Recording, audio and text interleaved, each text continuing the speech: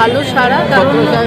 যে যাই বলুক আমরা তো জানি, আমরা নিজেরাও বহুদিন ফর্ম ফিল আপ করেছি, লাইনের পর লাইন দাঁড়িয়েছি, পরীক্ষা কেন্দ্রে গিয়েছি, পরীক্ষা দিতে গেছি, কিন্তু যুবতীদের যে সহায়তার যে মানে একটা প্রকল্প নিয়ে একটা মুখ্যমন্ত্রী মমতা বন্দ্যোপাধ্যায় এনেছেন, তাতে কি হবে যে অনেক ছেলে মেয়ে কী করে বিভিন্ন জায়গায় পরীক্ষা দিতে যায়, তাদের এই টাকাটায় কিন্তু খুব মানে সাহায্য হবে আর কি। তো সেই জায়গা থেকে ঝাড়গ্রামের এখনও পর্যন্ত আমি সকাল থেকে বসে আছি, এখনও পর্যন্ত ভালো রকমের ভিড় দেখছি আমি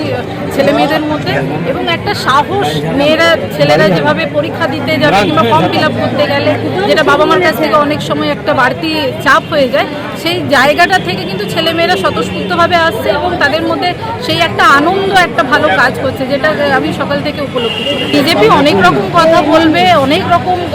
করবে, আমাদের লক্ষ্য একটাই, মমতা বন্দ্যোপাধ্যায় যে সহযোগিতার হাত বাড়িয়ে দেন সবসময়, সেটা এখন শুধু ভোটের সময় আসছে বলে এরকম কোনো ইয়ে নয়, এখনও কিন্তু সরকার আমাদেরই আছে। ভোট কখন হবে না হবে তার জন্য সরকার তো থেমে থাকবে না, সরকারের কাজ সরকার করবে। তো সেই জায়গা থেকে সরকার কাজ করছে তার মতো করে। এখানে বিজেপি বরাবরই তাদের কাজ হচ্ছে একটা কোনো না কোনো ইস্যু তুলে, যেহেতু তারা মানুষের পাশে দাঁড়ায় না, তাই একটা ইস্যু তুলবে তারা।